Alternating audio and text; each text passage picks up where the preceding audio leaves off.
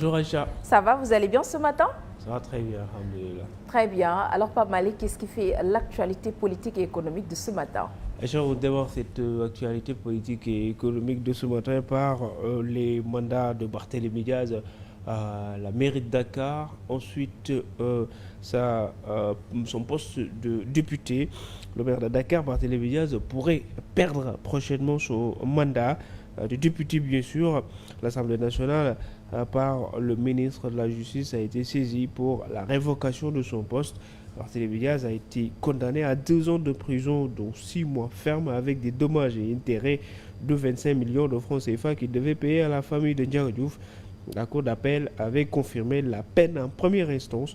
Le pourvoi introduit devant la Cour suprême a été rejeté par la haute juridiction en décembre 2023.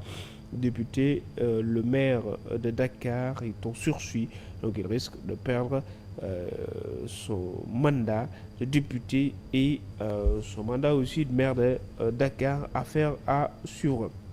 On parle d'économie avec le ministre des Finances qui dément les allégations de levée de fonds.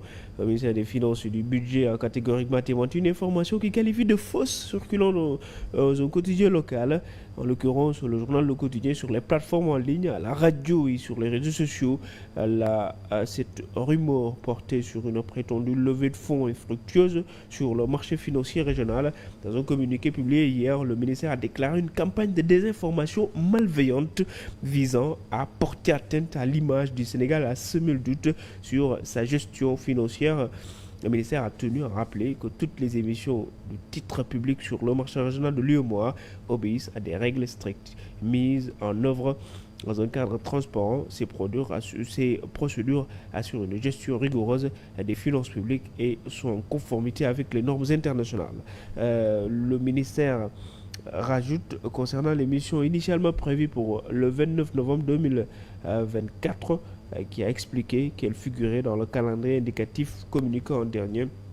Cependant, elle n'a pas été confirmée en raison de la mobilisation réalisée en 2024. Ces ajustements, selon le ministère, apportent une gestion optimisée des finances publiques et une capacité à s'adapter au financement, aux besoins aussi d'investir. Le ministère rajoute enfin que qui se réserve également le droit d'engager des poursuites judiciaires contre les auteurs et complices de ces actes. 1600 personnes en situation de handicap bénéficient gratuitement des services de Dakar Demdik. Ils sont en situation, ces personnes handicapées sont en situation de handicap qui bénéficient gratuitement des services de la société de transport Dakar Demdik.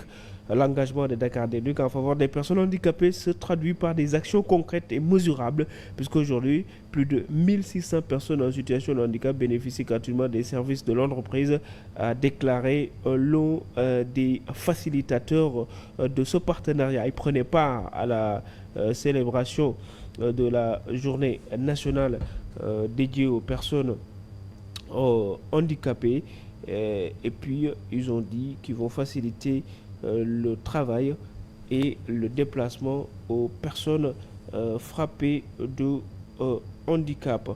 On passe à une autre actualité concernant les mandats, non pas les mandats, la campagne de commercialisation. Les opérateurs ont faux bond. La campagne de commercialisation de l'arachide a officiellement démarré hier. Le prix plancher est fixé à 305 francs malgré cette hausse de 25 francs sur le kilogramme. Par rapport à la précédente campagne, les opérateurs ont fait faux bond. Aucun point sur l'ensemble du territoire national ne fonctionne, a révélé le président de l'association des producteurs du bassin arachidier, qui constate un faux départ. En ce qui concerne les opérateurs, ils ont fait faux bond dans la mesure où présentement je ne connais aucun point qui fonctionne pour qu'un point fonctionne aussi. Il y a des dispositions au préalable, il n'y en a pas. Il rajoute ce problème est noté sur tout le territoire national. Les opérateurs entendent en parler. Je sais que l'argent est disponible. Même avec la disponibilité d'argent, les paysans ne peuvent pas donner leurs graines et attendre 15 à 20 jours pour être payés. Voilà, mesdames et messieurs, c'est tout pour cette actu politique et économique de ce jour. Merci beaucoup, Pape Malick. On se retrouve dans la deuxième partie. Ouais, à tout à l'heure. À tout à l'heure. Merci à Pape Malick, merci à Grégoire ainsi qu'à Charline Rafidi pour cette très belle page d'information. Merci à vous aussi, amis téléspectateurs. Je vous laisse à présent avec votre reportage Grand Angle et à 8h, nous nous retrouvons pour la deuxième partie en Wolof.